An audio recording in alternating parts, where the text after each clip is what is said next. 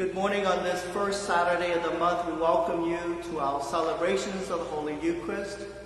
Truly a blessing to celebrate Mass consecutively, to see the development of Mark's Gospel today in chapter 12 entirely.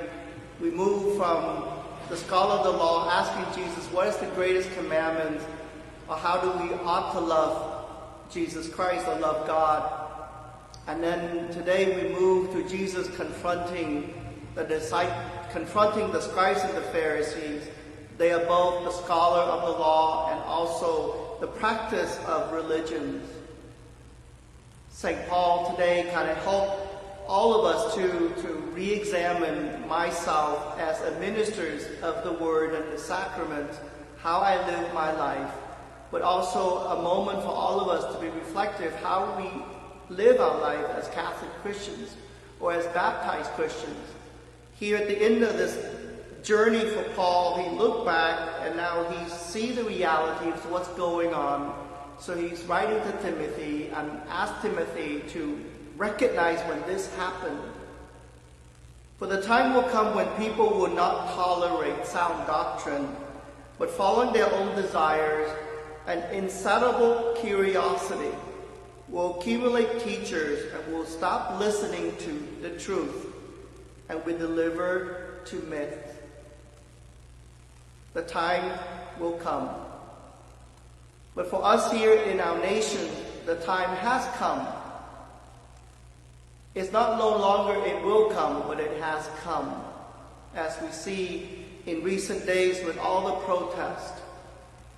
So it gives me a moment to reflect upon where we as a society, where we are facing certain situations now, in certain reality, from politics to society, to health, given the pandemic of COVID-19. Now we label a new pandemic of social racism or discriminations, where just as St. Paul said,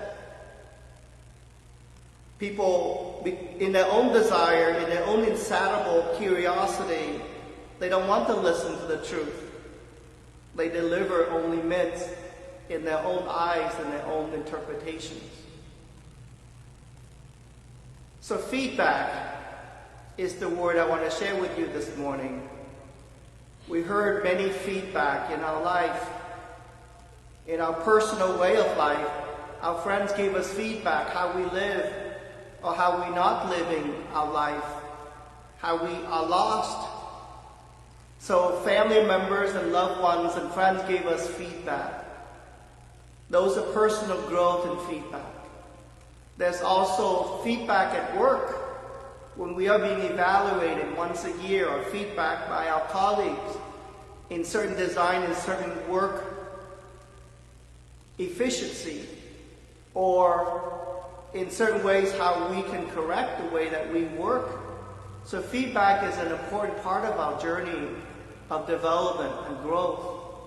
In church life too, in the past 15 years or 20 years now, we receive a lot of feedback about the abuse situations of minor with clergy, and other feedbacks and other abuses in societies.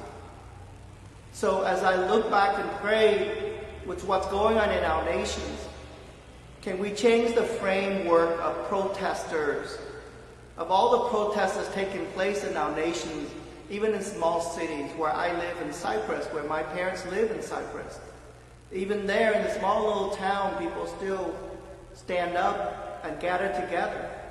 Can we see these protests as a form of social feedback, political feedback, where we have gone wrong, where we need to change course and improve lives for the common good?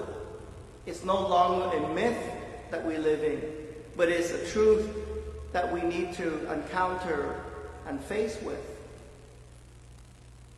So if we change our frame of mind, true, we do not tolerate, nor do we allow or accept people use protests as a form of violence, looting, attacking businesses, and many of them are small business owners. But we need to look on the other frame perspective. Maybe our protest is a form of feedback to all leaders in all levels of societies. How can we confront this pandemic of social racism? In the past several days, I'm getting email from some of our parents in our school wanting us to do more in our school. We're blessed in our school. We have a very multicultural faculty, staff, as well as students. And yet many of our parents want to see some concrete situation that we can do to combat the pandemic of social racism. And that's truly a wonderful feedback that we need to hear and receive. All the many protesters that are out there. The time has come. So Jesus today in the Gospel, Mark, then giving us feedback on the scribes and the Pharisees, being very honest, being very blunt.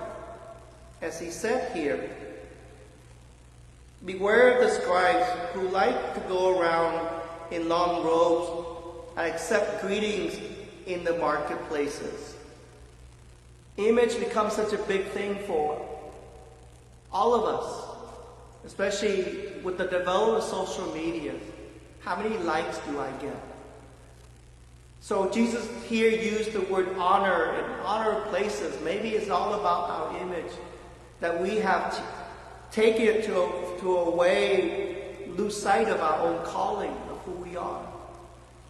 So Jesus said to be very careful not to be trapped in the image and in the likes of how we present ourselves.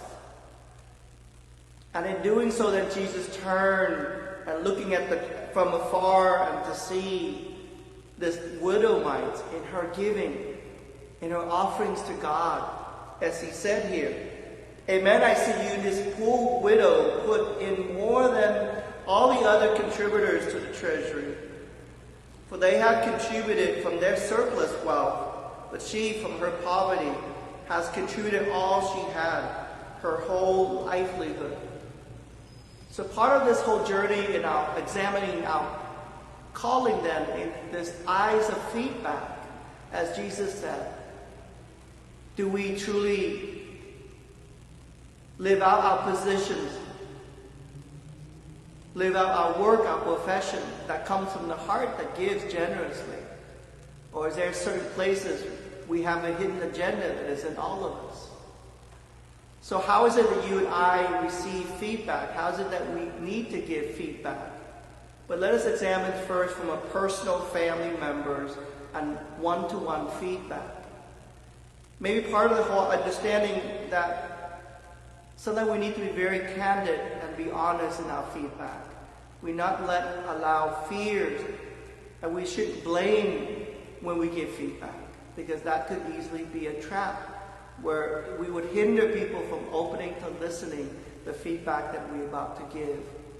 Second, maybe be specific, and the feedback needs to be in actionable items where people can take away and say, I can work on this, and not just give a generic feedback. You haven't done well in your work performance. That doesn't really help the person. You haven't done well in your work performance maybe because you haven't been showing up on time, and you haven't finished a certain task that needs to be done. So that's really an actionable items that one can give. And maybe looking at, in a context of feedback too, give incidences and examples of different people sees how we can improve this methodologies, how we can improve being more efficient in the way that we work. So gathering different data can also help in the way that we give feedback. So in families, in societies, in church, in personal life, feedback sometimes it goes unheard and become a great protest. But maybe sometimes the world and the nations need the voice of protest in all levels of society, people of all colors. You don't have to be Black Lives Matter. We need to understand that all human lives matters. When the voices goes unheard, protest is necessary, because it is a true form of human feedback.